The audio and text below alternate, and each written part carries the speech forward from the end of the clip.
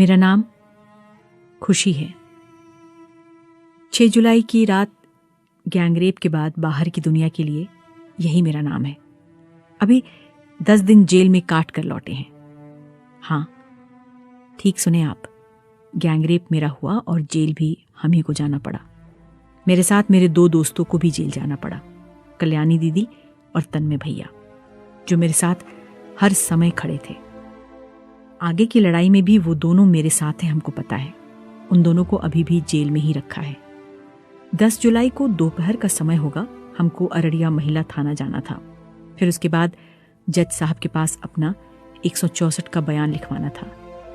Police वाला बोला धारा 164 के तहत सबको बयान लिखवाना होता है। हम पैदल ही कल्याणी दीदी, तन्मय भैया और कुछ लोगों के साथ अररिया जिला कोर्ट पहुंचे।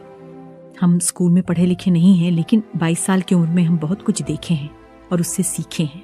हम तन्मय भैया और कल्याणी दीदी के घर पर काम करते हैं। उनके साथ एक संगठन से भी जुड़े हैं। इन लोगों के साथ काम करके हमको इतना तो समझ में आ गया कि कानून की नज़र में हम सब बराबर हैं और न्याय मिलता है। उस दिन हम बहुत घबराए हुए थे।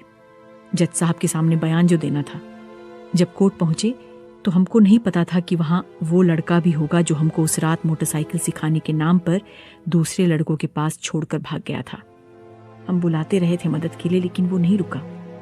मेरा दोस्त है, नहीं प्रेमी नहीं, केवल दोस्त।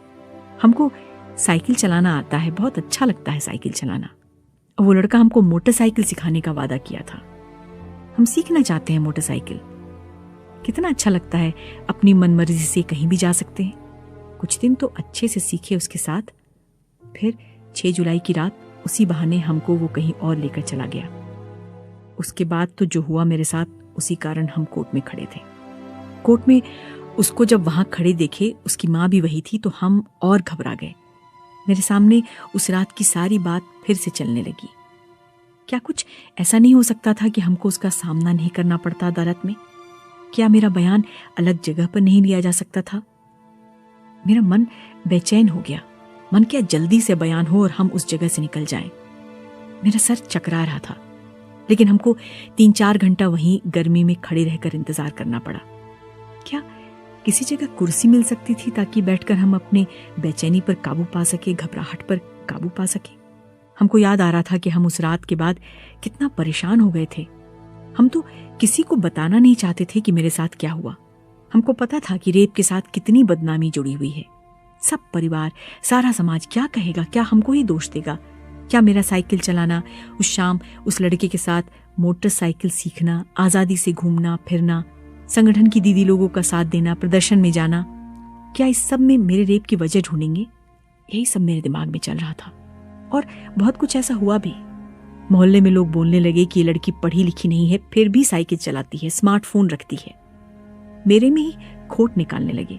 लेकिन मेरी बुआ बोली कि अगर अभी नहीं बोलोगी तो ये लड़के फिर तुमको परेशान करेंगे। हमको भी लगा कि मेरे साथ ये हो गया, किसी और के साथ नहीं होना चाहिए। कल्याणी दीदी और तन्मय भैया, जिनके घर हम काम करते हैं, वो भी बोले कि हमको पुलिस केस करना चाहिए। हम हिम्मत किए। इतना झेल लिए हैं तो और भी झेल लेंगे। लेकिन कोर्ट में उस दिन घंटों इंतजार करते हुए और उस लड़के को सामने देखकर हम बहुत घबरा गए। आप होते तो आपको कैसा लगता?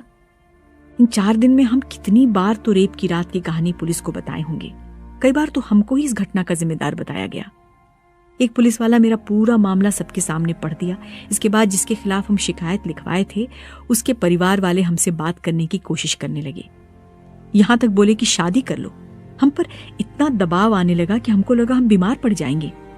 अखबार में मेरा नाम, मेरा पता, सब कुछ छाप दिया गया। क्या कोई नियम नहीं है जो इस सब से हमको बचा सकता था? क्यों बार बार रेप की बात बतानी पड़ी? क्यों सब कुछ मेरे बारे में सबके सामने बताया जा रहा था?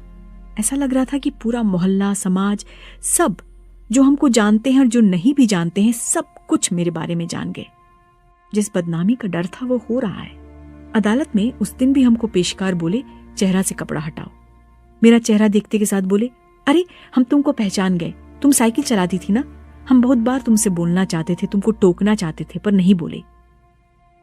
हमको नहीं पता पेशकार हमको क्या बोलना चाहते थे। कोर्ट में लंबे इंतजार के बाद हमको जज साहब अंदर बुलाए। अब कमरे में केवल हम और वो थे। हम कभी ऐसे माहौल में नहीं रहे हैं। क्या होगा, क्या करना होगा, क्यों यहाँ कल्याणी दीदी और तन्मय भैया नहीं है। मेरे दिमाग में ये सब चल रहा था। जज साहब पूरी बात सुने और साथ में लिखे भी। फिर वो जो लिखे थे हमको पढ़कर सुनाने लगे। उनके मुंह पर रुमाल था। जो वे मेरा बयान सुना रहे थे हमको कुछ समझ में नहीं आया। हम सोच रहे थे क्या जो हम बोले हैं वही लिखा है। हम बोले, सर हमको समझ में नहीं आ रहा है, आप रुमाल हटा कर बताइए। जज साहब रुमाल नहीं हटाए, लेकिन फिर मेरा बयान सुनाए। मेरा दिमाग सुन्न हो गया था। फिर हमको जज साहब उस बयान पर साइन करने के लिए बोले। हम भले ही स्कूल नहीं गए, लेकिन इतना तो जानते ही हैं कि जब तक बात समझ में नहीं आए किसी कागज पर साइन नहीं करो। हम मना किए। हम फिर बोले, हमको समझ में नहीं आया, कल्याणी दीदी को बुला दीजिए, वो पढ़कर सुना देंगी, हम समझ जाएंगे और साइन कर देंगे। जज साहब आग बबूला हो गए। कहे, क्यों, तुमको हम पर भरोसा नहीं है? बदतमीज लड़की, तुमको कोई तमीज नहीं सिखाया है? मेरा दिमाग एकदम सुन्न था। हम कुछ गलत बोले क्या? हम बोले, नहीं नहीं सर, हम आप पर भरोसा करते हैं, लेकिन आप जो पढ़ रहे हैं वो हमको समझ में नहीं आ रहा है। क्या कोई नियम नहीं जिसकी मदद से हमको जितनी देर तक बयान समझ में नहीं आ रहा हो हमको समझाया जाए? हम इतना डर गए थे। हम साइन कर दिए और बाहर भाग गए कल्याणी दीदी के पास। जज साहब तब तक अपने दूसरे कर्मचारी और पुलिस को कमरे में बुला लिए थे। फिर वो कल्याणी दीदी को बुलाए। कल्याणी दीदी और हम अंदर आए। जज साहब अब भी गुस्से में थे। हम और कल्याणी दीदी उनसे माफी भी मांगे, फिर भी हमारी बात कोई नहीं सुन रहा था। हमको बार बार बदतमीज लड़की बुलाया जा रहा था और जज साहब कल्याणी दीदी से कह रहे थे, तुम लोग इसको तमीज नहीं सिखाए हो। हमको लगा कि काश जज साहब हमारी बात सुनते। कल्याणी दीदी और तन्मय भैया ने भी जज साहब को अपनी बात कहने की कोशिश की। वो दोनों बोले कि अगर खुशी को बयान समझ में नहीं आ रहा है तो उसको फिर से पढ़कर बयान सुनाया जाना चाहिए। जज साहब ने कहा, इतना काम है यहाँ दिखता नहीं है। हम अगर गरीब नहीं होते तो मेरी बात सुनी जाती ना। हमारी आवाज तेज है, शायद हम ऊंचा बोलते हैं। क्या मेरा ऊंचा बोलना गलत था? हम जज साहब को बोले कि जब तक बयान समझ में नहीं आएगा हम साइन नहीं करेंगे। क्या कानून में मेरा ये कहना गलत है? उस कमरे में इतना शोर था कि हमको पता चल गया था कि अब हमारी बात नहीं सुनी जाएगी। वही हुआ। हम, तन्मय भैया और कल्याणी दीदी वहीं खड़े थे। हम लोगों का वीडियो बनाया जाने लगा और बताया गया कि हम सरकारी कामकाज में बाधा पहुंचा रहे थे, इसीलिए हम लोगों को अब जेल जाना होगा। हम सोचे कि जब इतना झेले हैं तो ये भी सही, जेल जाएंगे। हमको 10 दिन बाद बेल मिल गई, लेकिन जो मेरे साथ खड़े थे उनको अब तक जेल में रखा गया है। हमारे खिलाफ जो केस दर्ज हुआ है उसमें लिखा है कि हम लोग गाली दिए, बयान का कागज फाड़ने की कोशिश किए।